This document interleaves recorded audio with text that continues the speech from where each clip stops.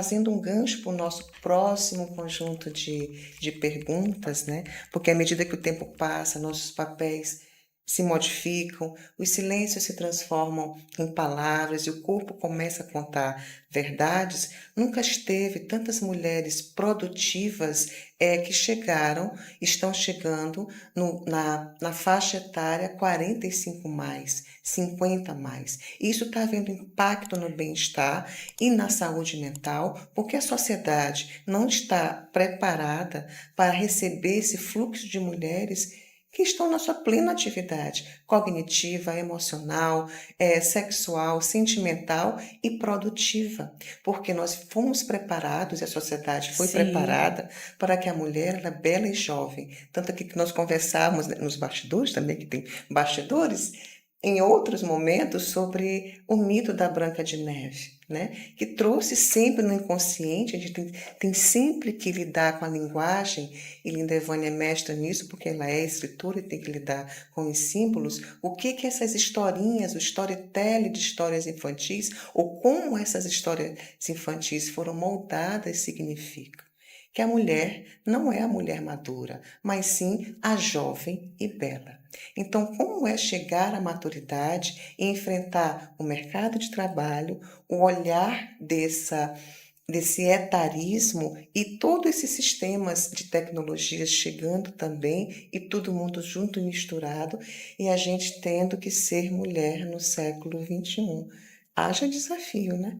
Haja Haja desafio, Flávia. energia, haja saúde mental. Olha, Como lidar com a saúde mental e o envelhecimento numa sociedade com todos esses pontos. olha que essa questão que você traz é uma questão que traz pano para manga. É, É uma questão cheia de complexidades, né? e por isso precisa ser enfrentada. Exatamente, porque eu vou começar, assim, acho que a gente pode pensar sobre isso sob várias perspectivas, né? É inegável que hoje em dia a gente chega a uma certa idade e ninguém diz, né? Então, como primeiro se dizia que os 40 eram Novos os novos 30, 20, né? 20 era 50 os novos 30, 30. agora acho que 60 são os novos 20, né? E aí isso me lembra uma matéria muito antiga, acho que dos anos 40, 50, que eu vi no Instagram, né, Uhum. circulando, que era um acidente de automóvel. Então dizia, já dizia o seguinte, né? Um carro invadiu uma casa na rua tal e matou uma idosa de 44 anos. Eu vou deixar bem aqui essa foto desse jornal, porque isso é emblemática. Vocês É podem olhar emblemática. aqui. Então, essa imagem desse jornal é real. Então, uma idosa de 44 anos, hoje a gente ri, né? Então, hoje a gente tem, vou falar de mulheres, porque a gente está falando sobre Uhum. mulheres que conseguem, né, estar bem, não só fisicamente, mas mentalmente, laboralmente, com 40, 50, 60 anos, 70 anos. Né? Então, a gente consegue chegar a um novo patamar de produtividade, né? Mas eu queria adicionar uma outra coisa que também tem a ver com as repercussões também das mídias, né? Teve um caso, não sei se vocês viram, se a Flávia viu, né? Eu não assisti isso, mas eu vi A a gente não combina repercussão. a pauta antes, não. Não, que foi no atual BBB, que tem uma senhora lá que parece que tem 55 anos, né? E as pessoas diziam o seguinte, mas ela tá tão acabada. Enquanto a Alessandra Negrini, que é atriz linda, maravilhosa, parece que tem 20 anos, ela está, enfim, parecendo que tem 55 anos, né? Então, eu diria que algumas questões nossas foram exacerbadas e alguns abismos ficaram mais evidentes, como abismo social, né? É óbvio que a gente tem tecnologia, a gente tem uma medicina hoje que consegue fazer com que a gente tenha uma qualidade de vida melhor, né? Física, emocional, de pele também, né? Mas isso não é para todas as mulheres ainda. Não é acessível, é Não é caro. acessível. Isso é muito caro. Muito Então a caro. gente tem aí uma questão social, uma questão de classe que precisa ser enfrentada, porque obviamente a gente ganha qualidade de vida, nós mulheres, mas não somos todas que ganhamos qualidade de vida. É óbvio que deveria ser, mas nós não estamos nesse lugar ainda. E a gente tem que pensar como é que a gente pode, de fato, né, Democratizar, né? democratizar. E não só Ainda que a gente tenha esses avanços todos, né, que nos coloquem em outro patamar, a gente esteja bem com 40, 50 anos, 60, há um limite. Não é isso? Assim, há um limite de até onde a gente pode chegar, do que a gente pode pedir para o nosso corpo. Só que nós estamos em um momento que é um momento em que a gente já tem todo cobrado por aumento de eficiência e aumento de produção. Então, a gente fala hoje de tecnologia. Então, se há algum tempo atrás, quando, por exemplo, começaram a falar em computadores como Alan Turing, né, a gente tinha o homem como modelo. Então, a intenção no começo da computação, a gente pensando no que Alan Turing fez, né, era que uma máquina pudesse simular um humano. Então, o modelo para a máquina era o homem. Então, conseguir criar uma máquina que pudesse efetuar o trabalho do ser humano. Hoje em dia, a gente vê uma inversão. Então, assim, um modelo, o padrão não é mais humano, o padrão é a máquina, né?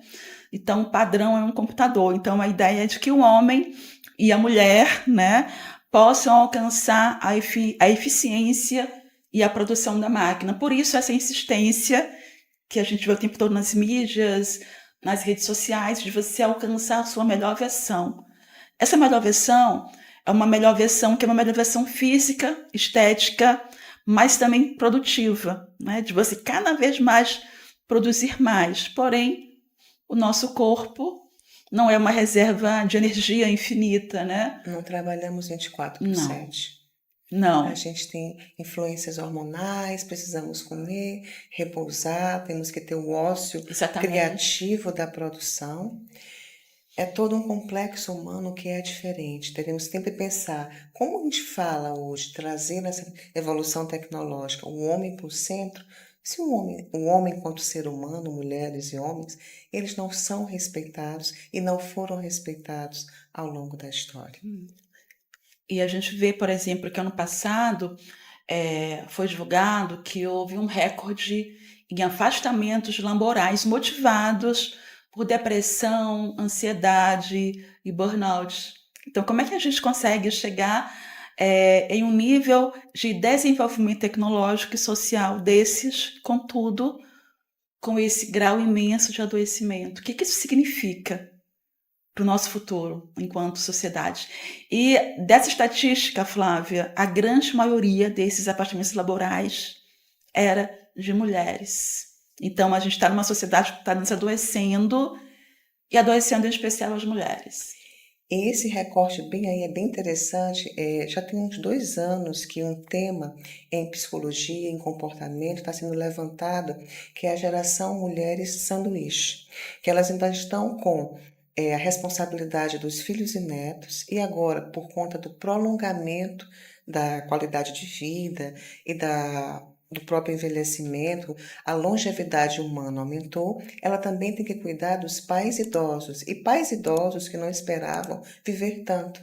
Se não esperavam viver tanto e não fizeram planejamento, significa que eles se tornam dependentes econômicas e emocionalmente. E esta mulher, que hoje pode estar na fase dos 45 aos 60, nesse lapso temporal, ela está sobrecarregada.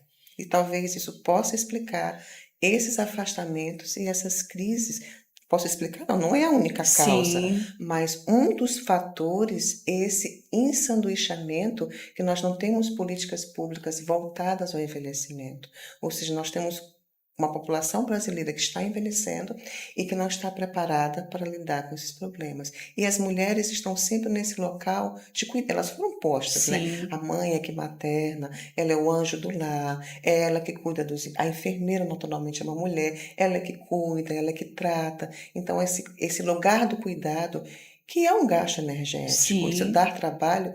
E detalhe, não é toda mulher que tem esse talento e tá tudo certo. Assim como também não é todo homem que tem esse talento e está tudo certo, mas a gente não consegue deixar espaço para essas diversas dimensões. Então, em como trazer de volta o respeito humano para essa faixa etária que está sobrecarregada? Então, eu acho que é essencial que a gente possa estar falando sobre isso, para que as mulheres não se sintam isoladas, né? Porque a gente tem nessa situação uma ausência de Estado, porque o Estado tem a obrigação de encarar a situação, né? E pensar em políticas públicas para uma população que está cada dia mais, né, Adoecida, envelhecendo, está vivendo mais. Também temos uma ausência masculina, porque o cuidado de fato, né, ele é delegado exclusivamente às mulheres. A gente percebe nessas famílias, né? A gente percebe quando a gente observa como que as vizinhas, elas vivem, né?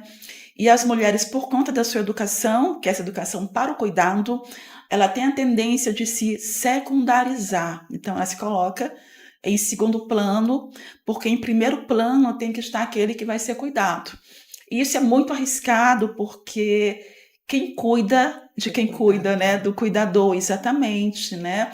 E eu sempre lembro digamos, daquela história do avião da máscara de oxigênio, né? Quando a gente Uhum. está lá e quando caem as Adoro. máscaras, dizem, primeiro coloque a máscara em você e depois no seu acompanhante, tem a mesma coisa. Se nós não cuidarmos da gente, nós não seremos capazes de cuidar de ninguém mais, né? É importante que nós, mulheres, a gente possa ter essa consciência, né? Se nós não cuidarmos de nós, em primeiro lugar, nós não poderemos cuidar de mais ninguém, nós não Sim. teremos energia nem força para isso.